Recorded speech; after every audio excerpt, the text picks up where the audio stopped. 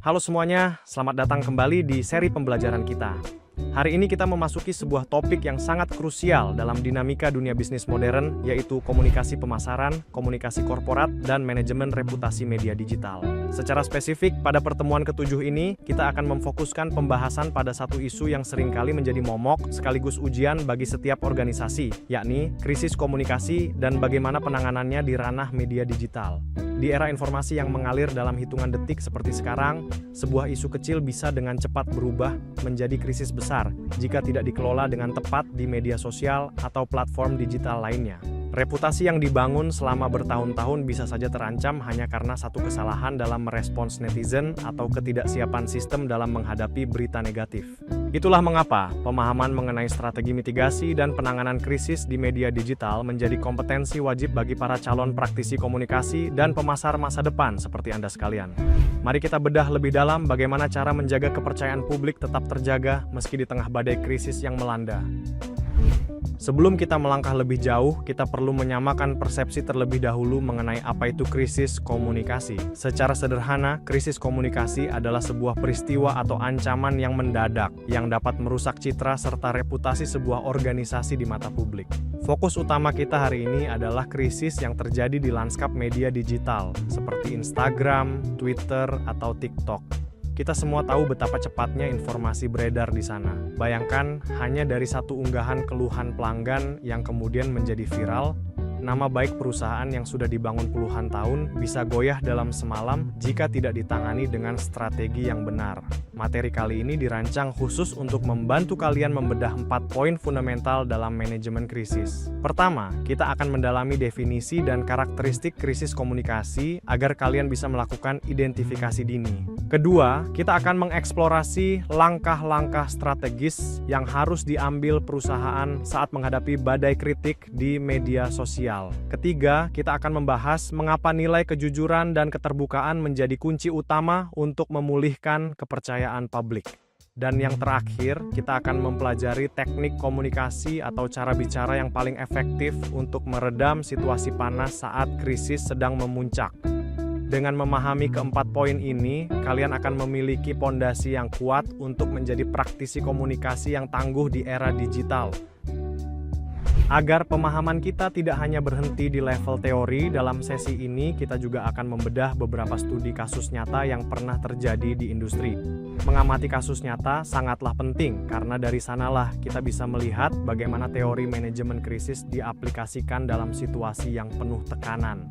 Harapannya, melalui analisis kasus-kasus ini, kalian bisa mendapatkan gambaran praktis tentang bagaimana cara menyikapi sebuah masalah dengan bijak dan strategis. Kemampuan ini tidak hanya berguna jika nantinya kalian menjadi pemilik bisnis atau profesional di bidang komunikasi, tetapi juga relevan bagi kalian sebagai karyawan di perusahaan manapun, atau bahkan dalam kapasitas kalian sebagai pengguna media sosial sehari-hari agar lebih kritis dalam menyerap informasi. Ada satu pesan kunci yang harus kalian tanamkan sejak awal.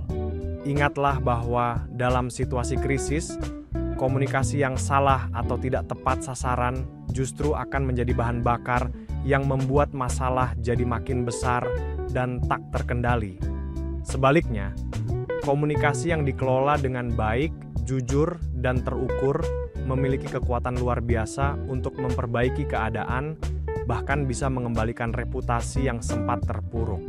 Komunikasi bukan sekadar menyampaikan kata-kata, melainkan instrumen vital untuk membangun kembali jembatan kepercayaan yang sempat retak. Kita akan melihat bagaimana perbedaan kecil dalam pemilihan kata atau kecepatan respons dapat memberikan hasil akhir yang sangat kontras bagi sebuah organisasi.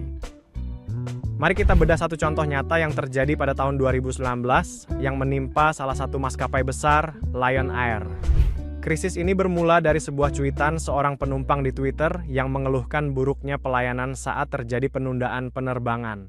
Penumpang tersebut merasa dibiarkan tanpa kejelasan dan tanpa pendampingan dari petugas di lapangan.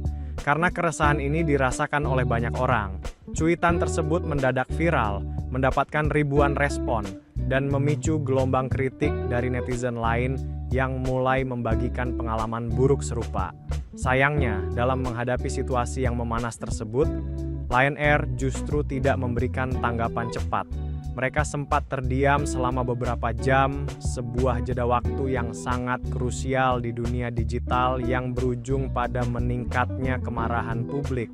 Ketika akhirnya mereka mengeluarkan pernyataan resmi, pesan yang disampaikan justru terasa sangat kaku dan terkesan hanya sekadar menggugurkan kewajiban atau asal jawab saja. Kasus ini menjadi pelajaran berharga bagi kita semua bahwa di media sosial, kecepatan dan empati dalam merespons adalah mata uang yang paling berharga untuk menjaga reputasi tetap stabil.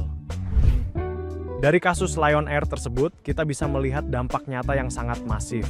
Nama perusahaan seketika menjadi trending topik dengan ribuan komentar negatif yang terus bergulir.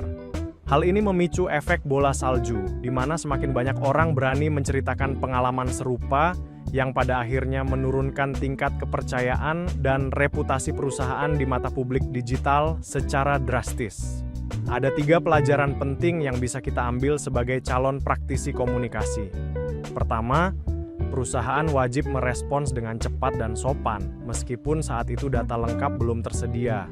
Setidaknya publik tahu bahwa keluhan mereka didengar.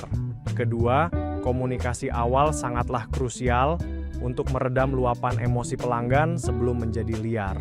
Dan yang ketiga, jangan pernah mengabaikan kekuatan media sosial. Ingatlah bahwa satu cuitan saja bisa berubah menjadi badai besar yang mengancam eksistensi bisnis. Krisis ini membuktikan dengan sangat jelas bahwa dalam dunia digital, sikap diam bisa menjadi bencana, dan kecepatan dalam memberikan tanggapan adalah kunci utama penyelamatan reputasi.